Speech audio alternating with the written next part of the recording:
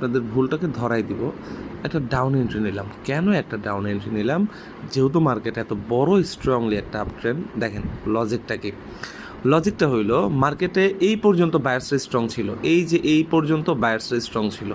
কিন্তু এই জায়গায় এসে দেখাই যে কীভাবে বুঝবেন যে মার্কেটে কখন কারা কোন পর্যন্ত অ্যাক্টিভ ছিল কিংবা স্ট্রং ছিল। এই যে এই লেভেলটা পর্যন্ত বায়ার্সরা স্ট্রং ছিল, বায়ার্সরা স্ট্রংলি এখানে আসছিল, কিন্তু এই লেভেলে আসার পর এখানে সেলার্সটা অ্যাক্টিভ হয়ে গেছে।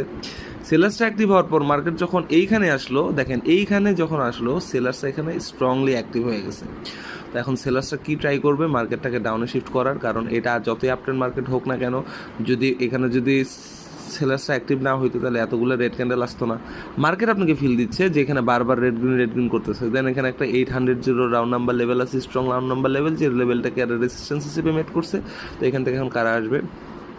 সেলার্সরাই আসবে। সো এইভাবে আসলে ভাই ট্রেডটা অ্যানালাইজ করতে থাকেন। এইভাবে ট্রেড অ্যানালাইজ করতে থাকলে আশা করি ভালো কিছু করতে পারবেন। আল্লাহ হাফেজ।